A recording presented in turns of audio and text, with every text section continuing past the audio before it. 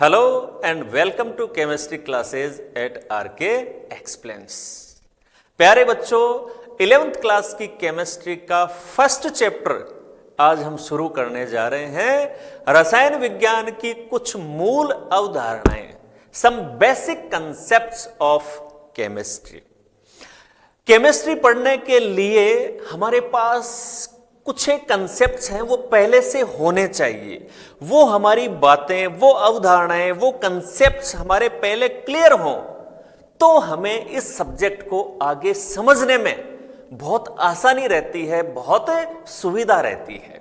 तो इस चैप्टर में वो सारे जो कंसेप्ट्स हैं वो 1 बाय 1 हम डिस्कस करेंगे और उनको अच्छे से समझेंगे। इनको समझने के साथ साथ ही बच्चों आपको नोट्स भी लेने हैं।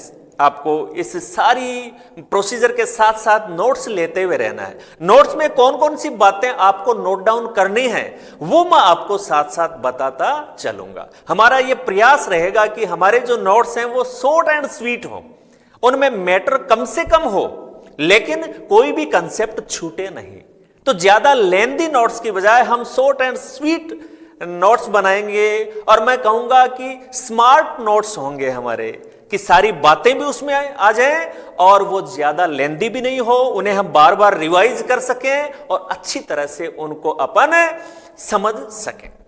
तो चलिए आज की अपनी बात अपन स्टार्ट करते हैं। सबसे पहले बच्चों इसमें बिल्कुल जीरो लेवल से स्टार्ट करके अपन बात करते हैं कि भाई विज्ञान जो साइंस है, छोटी क्लासों में आपने ये कंसेप्ट कई बार डिस्कस की है कि भाई साइंस वास्तव में विज्ञान या साइंस है क्या। तो साइंस दरअसल प्रकृति को समझने का मानव का जो प्रयास है, हमेशा से मानव की ये जिज्ञासा रही है प्रकृति के बारे में जानने की। तो प्रकृति को समझने के लिए जो बहुत सारी बातें हैं और बहुत सारा जो हमारा नॉलेज है, व्यवस्थित और क्रमबद्ध जो ज्ञान है वही विज्ञान है। यानी ये सारे जो प्रयास हैं उनको एक व्यवस्थित तरीके से, एक क्रमबद्ध तरीके से यदि हम पढ़ते हैं तो उसी का नाम विज्ञान यानी साइंस है। साइंस की बहुत सारी आप जानते हैं ब्रांच होती हैं, भौतिक विज्ञान, फिजिक्स, जीव विज्ञान, बायोलॉजी, भू विज्ञान, जियोलॉजी। इसी प्रकार से एक ब्रांच है अपने रसायन विज्ञान, केमिस्ट्री, जिसमें हम पदार्थों की संरचना, उनके संगठन, उनके निर्माण की विधियां, बहुत सारे रासायनिक परिवर्तन, इन सारी बातों के बारे में हम जानते हैं और उनके जो बेसिक हैं, उनके जो कंसेप्ट हैं उनको हम सीखते हैं। देखो बच्चों, रासायनिक परिवर्तन और रसायन हमारे दैनिक जीवन में, डे टू डे लाइफ में इतने हैं और हम इनके साथ इतने परिचित हैं कि ये कोई नई बात नहीं है हमारे लिए। जैसे सरल से दो उदाहरणों के साथ अपनी बात को हम अगर आगे बढ़ाएं तो सब आप देखते हैं, दूध से दही का बनना रासायनिक परिवर्तन है, हम सभी देखते हैं अपने दैनिक जीवन में। ठीक इसी प्रकार से लोहे पे जंग का लगना हम सभी देखते हैं अपने दैनिक जीवन में, तो यह रासायनिक परिवर्तन है। तो कहने का मतलब रसायन विज्ञान जो सब्जेक्ट है वो अपने जीवन से बहुत अच्छे से जुड़ा हुआ है और आज के समय में रसायनों का बहुत महत्व है। तो ये जो सब्जेक्ट है अपना, ये काफी इंपॉर्टेंट भी है, काफी यूजफुल भी है और डे टू डे लाइफ से काफी जुड़ा हुआ भी है। तो प्यारे बच्चों, सबसे पहले जो चीज आपकी नोटबुक में आएगी वो आएगी रसायन विज्ञान की डेफिनेशन। यानी जो चैप्टर का हेडिंग आप लिखेंगे उसके बाद जो सबसे पहली चीज आपको नोट करनी है वो अब आती है। ये वाली डेफिनेशन जो है बच्चों, वो आपको सबसे पहले नोट करनी है। क्या नोट करना आपको अपनी कॉपी में? ये डेफिनेशन देखिए, विज्ञान की वह शाखा जिसमें पदार्थों के संश्लेषण, संगठन, गुणधर्म और अभिक्रियाओं का अध्ययन किया जाता है, रसायन विज्ञान कहलाती है। इसमें ये ऐड कर लेना, रसायन विज्ञान, और यहां पर ये कॉमा लगा लेना बच्चों आप, संश्लेषण और संगठन के बीच में। तो ये डेफिनेशन है कि व्हाट इज केमिस्ट्री, रसायन विज्ञान क्या है। तो हम कहेंगे रसायन विज्ञान विज्ञान की वह शाखा है जिसमें पदार्थों के संश्लेषण, संगठन, गुणधर्म और अभिक्रियाओं का अध्ययन होता है। यह डेफिनेशन नोट कर लें आप। अब इसमें जो 3-4 शब्द आए उनको थोड़ा सा डिस्कस कर लेते हैं, बात को अच्छी तरह से समझते हैं। संश्लेषण का मतलब होता है बच्चों निर्माण, बनाने के तरीके। कोई भी रसायन है तो उसको कैसे बनाया जा सकता है, सिंथेसिस उसकी कैसी होती है, उसको कहा जाता है संश्लेषण। संश्लेषण का मतलब निर्माण, बनाना। संगठन का मतलब होता है कंपोजिशन, कि कोई भी यौगिक है, कोई भी रसायन है, कोई भी पदार्थ है तो वो कौन से घटकों से मिलकर के बना हुआ है, उसमें कौन कौन से घटक हैं, कितनी मात्रा में उसमें मौजूद हैं, वो उसकी कहलाती है कंपोजिशन, संगठन। जैसे अपन कहेंगे जल, तो जल है, उसमें 2 तत्वों से वो मिलकर के बना हुआ है, हाइड्रोजन और ऑक्सीजन, और परमाणुओं की संख्या का अनुपात उसमें होता है 2:1। तो ये चीजें किसी भी पदार्थ के, किसी भी यौगिक के संगठन, कंपोजिशन से जुड़ी हुई हैं। इसी तरह से पदार्थ के गुण, उसकी फिजिकल प्रॉपर्टीज, फिजिकल प्रॉपर्टीज में ये सारी बातें आ जाती हैं। आगे डिस्कस करेंगे हम उसको डिटेल में। उसका कलर कैसा है, कौन सी भौतिक अवस्था में, उसका गलनांक कितना है, क्वथनांक कितना है, वो पानी में विलय है या नहीं है, ऐसी बहुत सारी प्रॉपर्टीज।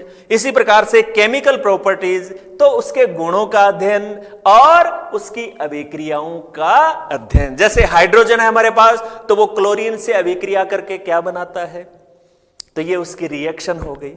तो कुल मिला के इसका जो कंक्लूजन आपने नोट किया, डेफिनेशन, कि विज्ञान की वह शाखा जिसमें पदार्थों के संश्लेषण यानी सिंथेसिस, संगठन, कंपोजिशन, गुणधर्म, प्रॉपर्टीज और अभिक्रियाओं, रिएक्शंस का अध्ययन किया जाता है, उस शाखा का नाम है रसायन विज्ञान, केमिस्ट्री।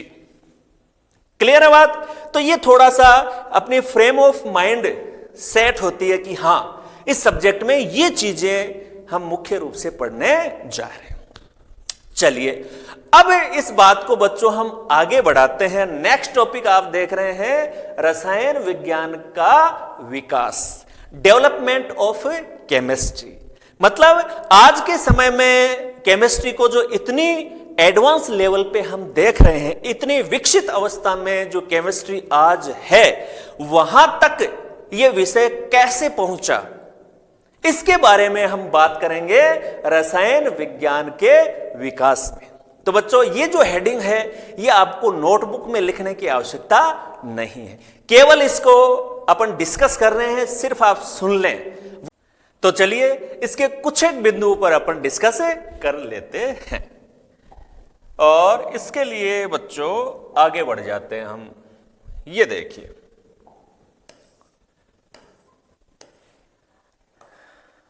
यहां पर यह कह रहा है कि रसायन विज्ञान के विकास में जहां तक भारत के योगदान की बात है, तो हमारे यहां पर रसायन विज्ञान पुराने समय से काफी अच्छी अवस्था में था, विकसित अवस्था में था।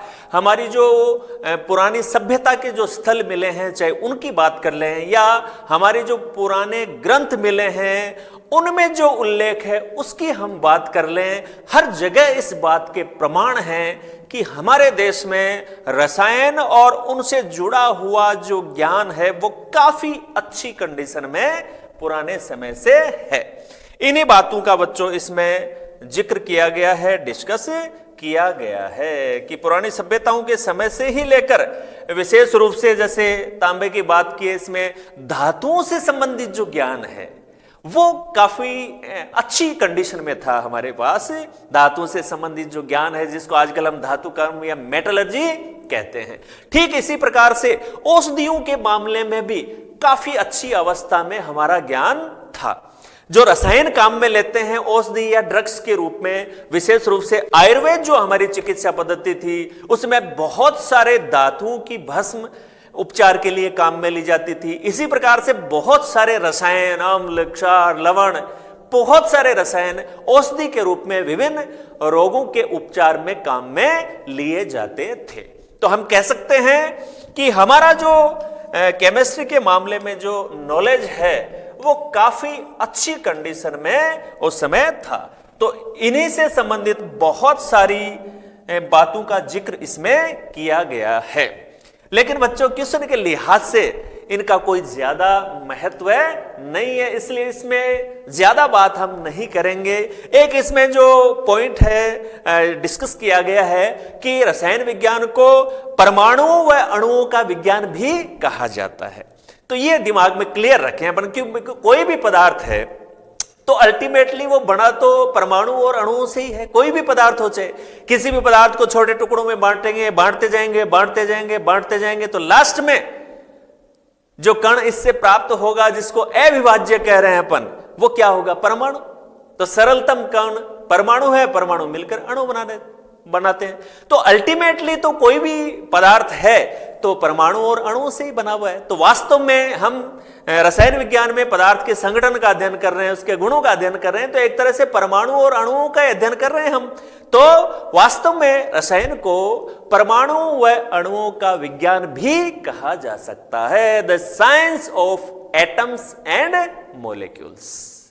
तो ये सारी बातें बच्चों इसमें डिस्कस की गई हैं। खैर, तो नोट्स में इस टॉपिक को आपको स्किप करना है, लिखने की आवश्यकता नहीं है। क्वेश्चन के लिहाज से इसका कोई ज्यादा महत्व नहीं है। अब जो इंपॉर्टेंट बात बच्चों यहां पर आती है वो ये नेक्स्ट है। ये हेडिंग आपकी कॉपी में आएगा, रसायन विज्ञान का महत्व, importance of chemistry. Importance of chemistry यानी आज के समय इस सब्जेक्ट का क्या महत्व है, हम क्यों पढ़ते हैं केमिस्ट्री को, रसायन विज्ञान को, इसका इंपॉर्टेंस क्या है, इसको डिस्कस करना बहुत जरूरी है। इसमें से कुछ एक पॉइंट आपको नोटबुक में लिखने हैं, जिनको मैं यहां अंडरलाइन करूं, जिनको डिस्कस करूं, उन पॉइंट्स को आपको अपनी नोटबुक में लिख लेना है। तो देख, यहां से अपनी बात स्टार्ट होती है। इसको आप कह सकते हैं पॉइंट नंबर 1 कि मानव के जीवन स्तर को ऊंचा उठाने हेतु, यानी जो लाइफ की क्वालिटी है उसको अच्छा बनाने के लिए भोजन, स्वास्थ्य सुविधा की जितनी भी वस्तुएं हैं या अन्य जो सामग्रियां हैं, उनको पूरा करने में इसकी महत्वपूर्ण भूमिका है। जैसे अपन बात करें कि मानव के जीवन स्तर को ऊंचा उठाने में भोजन, तो बहुत सारी भोजन सामग्री है, उसमें आप रसायनों के विकास की या रसायनों के रोल की यदि हम बात करें तो जैसे खाद्य परिरक्षक हैं, भोज्य सामग्री है, वो लंबे समय तक खराब नहीं हो उसके लिए उसमें कुछ रसायन मिलाते हैं, उनको बोलते हैं फूड प्रिजर्वेटिव, खाद्य परिरक्षक। तो भोजन सामग्री में इस्तेमाल हुआ है इनका। इसी प्रकार स्वास्थ्य में, तो आजकल स्वास्थ्य में जितनी भी औषधियां काम में ली जा रही हैं, जितनी भी ड्रग्स मेडिसिन काम में ली जा रही हैं, वो सारी की सारी रसायन है। तो स्वास्थ्य का तो पूरा का पूरा जो सेक्टर है वो केमिस्ट्री के ऊपर ही टिका हुआ है। तो बहुत बड़ा रोल है वहां पर केमिस्ट्री का। इसके अलावा भी अन्य बहुत सारी चीजें, अन्य सामग्री में हम बात कर लें तो जैसे उर्वरक हैं, फर्टिलाइजर्स हैं, नाइट्रोजन, फास्फोरस, पोटेशियम की मृदा में कमी हो तो जो फर्टिलाइजर्स हम काम में लेते हैं, जैसे एक सिंपल सा उदाहरण यूरिया लेकर इस बात को आगे बढ़ाएं हम, NH2CO, NH2 यूरिया, नाइट्रोजन की कमी की आपूर्ति के लिए अपन काम में लेते हैं, रसायन है। इसी प्रकार से जीवाणुनाशी, कीटनाशी, फसलों में बहुत सारे जीवाणुओं के कारण, कीटों के कारण बहुत सारे रोग लग जाते हैं, तो उन रोगों से मुक्ति पाने के लिए हम जीवाणुनाशी, कीटनाशी काम में लेते हैं, और ये भी रसायनों से यानी केमिकल्स से बने हुए होते हैं। तो बच्चों, रसायन विज्ञान का क्या महत्व है, इसमें पहला पॉइंट हमने डिस्कस किया कि मानव का जो जीवन स्तर है, जो क्वालिटी ऑफ लाइफ है, इसके इंप्रूवमेंट में रसायनों का बहुत बड़ा रोल है। चाहे वो हमारी भोज्य सामग्री हो, चाहे हेल्थ सेक्टर हो, या जीवन से जुड़ी हुई अन्य आवश्यकता की चाहे वस्तुएं हो, हर जगह रसायन हमारे लिए अत्यंत उपयोगी हैं। तो आपने पहला पॉइंट नोट कर लिया। चलिए अब इस अपनी बात को हम बच्चों आगे बढ़ाते। ये देखिए बच्चों, आ गया हमारा पॉइंट नंबर 2। पॉइंट नंबर 2 ये आ गया, औषधि यानी जो हेल्थ सेक्टर पहले भी अपन ने डिस्कस किया कि बहुत ज्यादा डिपेंड करता है केमिकल्स पे, उसी बात को आगे बढ़ाया है अपन ने कि औषधियों के निष्कर्षण, औषधियों का जो निर्माण है उसकी विधियां बताता है, ये कैसे बनाए जाएं, जो मेडिसिन्स हैं उनमें जो केमिकल्स यूज हो रहे हैं उन्हें कैसे बनाया जाए, उनका जो बनाने की विधियां, उनके संश्लेषण को ये पॉसिबल बनाता है। और ऐसी कहना चाहिए कि इतनी इंपॉर्टेंट औषधियां, इतनी इंपॉर्टेंट ड्रग्स रसायनों की मदद से बनाई गई है जो आज के दौर में बहुत इंपॉर्टेंट है। जैसे दो एग्जाम्पल बच्चों यहां पर लिए गए हैं। आज के समय के जो दो सबसे ज्यादा असाध्य रोग जिनको माना जाता है वो है कैंसर और एड्स। तो देखिए, कैंसर के लिए इसमें एक प्रभावी औषधि सिस्प्लेटिन और टैक्सोल, इन दोनों औषधियों को, सिस्प्लेटिन और टैक्सोल, इनको केमिकल्स और केमिकल जो प्रोसीजर है उसकी मदद से डेवलप किया गया है। इसी प्रकार से एड्स से ग्रसित जो रोगी हैं उनके उपचार के लिए जो मेडिसिन काम में आती है एजिडोथाइमिडिन, AZT, एजिडोथाइमिडिन, उसको भी केमिकल्स और इसकी जो संश्लेषण की विधियां हैं उनकी सहायता से डेवलप किया गया है। तो ये दो उदाहरण इस बात को बताते हैं कि हमारा जो स्वास्थ्य का क्षेत्र है वो किस हद तक केमिकल्स के ऊपर डिपेंड कर रहा है। चलिए बच्चों, अब इसके बाद इस बात को आगे बढ़ाते हुए तीसरा पॉइंट बच्चों यहां से नोट करना है अपने को, पॉइंट नंबर 3 कि रसायन विज्ञान में उपयोगी वस्तुएं जैसे अम्ल, क्षार, रंजक। अम्ल, क्षार आप जानते हैं, रंजक, रंजक का मतलब क्या हो गया? डाइज, डाई, जो कागज हो चाहे कोई रेसा हो, उनको अलग अलग कलर प्रदान करने के लिए, रंग प्रदान करने के लिए जो केमिकल्स काम में आते हैं वो कहलाते हैं रंजक, डाई। इसी प्रकार से पॉलीमर्स आज के समय में बहुत इंपॉर्टेंट है। चाहे आप पॉलीथीन की बात कर लें, पीवीसी की बात कर लें, टेफ्लॉन की बात कर लें, दैनिक जीवन में आज के दौर में पॉलीमर्स यानी बहुलक बहुत ज्यादा काम में आ रहे हैं। तो जितने भी उद्योग हैं, जितने भी इंडस्ट्री हैं जिनमें ये सब बन रहे हैं, अम्ल, क्षार, रंजक, बहुलक, इन सब का प्रोडक्शन हो रहा है, तो उनमें रसायनों का एक बहुत बड़ा रोल है। और यही जो इंडस्ट्री है, इन्हीं में जो प्रोडक्शन हो रहा है, उसी से देश की जो अर्थव्यवस्था होती है वो मजबूत बनती है। तो जो इकोनॉमी है देश की, जो अर्थव्यवस्था है, उसको ऊपर उठाने में भी रसायनों का एक बहुत बड़ा रोल है। तो इस तरह से ये 2-3 जो पॉइंट्स हैं बच्चों, ये इस बात को प्रूव करते हैं कि दैनिक जीवन का कोई भी क्षेत्र रसायनों से अछूता नहीं है। लगभग हर क्षेत्र में रसायनों का प्रत्यक्ष अप्रत्यक्ष रूप से रोल है। चलिए, अब इसके बाद आगे बढ़ाते हैं अपनी बात को और बात करते हैं कि आजकल देखिए केमिकल्स के साथ जुड़ी हुई एक चीज आप बार बार सभी से सुनते हैं, हम सभी सुनते हैं कि भाई आजकल केमिकल्स का ज्यादा यूज होने लग गया, ज्यादा केमिकल्स का यूज ठीक नहीं है।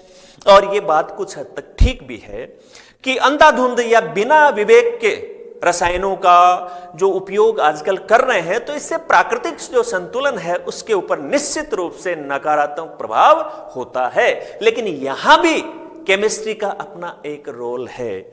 इसमें इंप्रूवमेंट के लिए भी जो केमिस्ट हैं, जो केमिकल साइंटिस्ट हैं, वो अपना काम कर रहे हैं। कैसे? अपना जो चौथा जो पॉइंट है वो बच्चों इसी से रिलेटेड है। देखिए, रसायन शास्त्र की सहायता से पर्यावरण प्रदूषण से संबंधित गंभीर समस्याओं को काफी सीमा तक नियंत्रित भी किया जा सका है। यानी जो एनवायरमेंट से संबंधित, जो पर्यावरण से संबंधित जो समस्याएं हैं, उनके निराकरण में भी रसायनज्ञ काम कर रहे हैं। इसका एक उदाहरण देखते हैं। जैसे आप सभी जानते हैं कि पिछले कुछ वर्षों में जो ओजोन परत है उसकी मोटाई में लगातार कमी आ रही है। और ओजोन परत हमारे लिए बहुत इंपॉर्टेंट है क्योंकि यह सूर्य से आने वाली जो हानिकारक अल्ट्रावायलेट रेज हैं उनको रोकती हैं, प्रोटेक्शन करती हैं लिविंग बींग्स का, सभी जानते हैं आप। अब इस परत की मोटाई में कमी आना जो जीवधारी हैं, सजीव हैं, पृथ्वी की सतह पर रहने ले उनके लिए काफी हानिकारक है। लेकिन यहां केमिस्ट्री का रोल स्टार्ट होता है।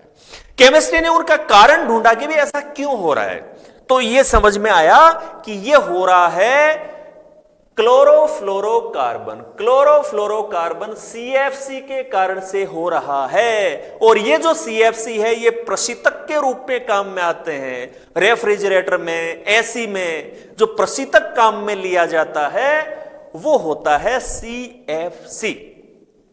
इसकी वजह से, क्योंकि ये बहुत हल्की गैस है, वहां से ऊपर उठती है ये और ऊपर उठकर ओजोन के अणुओं का विघटन करती है CFC। तो इससे कैसे बचा जाए, तो हमारे साइंटिस्टों ने इस पे काम किया और आजकल ऐसे यौगिक, ऐसे रसायन आने लगे हैं, यानी CFC का रिप्लेसमेंट ढूंढ लिया। ऐसे रसायन डेवलप कर लिए जो CFC की तरह ही प्रशीतक का काम करते हैं लेकिन ओजोन परत को कोई नुकसान नहीं पहुंचाते। तो पर्यावरण से संबंधित जो समस्या आई उसका समाधान भी हो गया और प्रशीतक के रूप में हमारा जो यौगिक काम में आ रहा था वो काम भी हमारा हो रहा है। तो इस तरह से रसायन ने एक पर्यावरण से रिलेटेड जो गंभीर समस्या थी उसको दूर करने का बहुत महत्वपूर्ण रोल अपना यहां पर प्ले किया है। लेकिन बच्चों लास्ट में यह भी एक चुनौती है हमारे सामने कि पर्यावरण की अब भी बहुत सारी समस्याएं हैं जो रसायन विदों के लिए गंभीर चुनौती बनी हुई है, जैसे ग्रीन हाउस गैसें।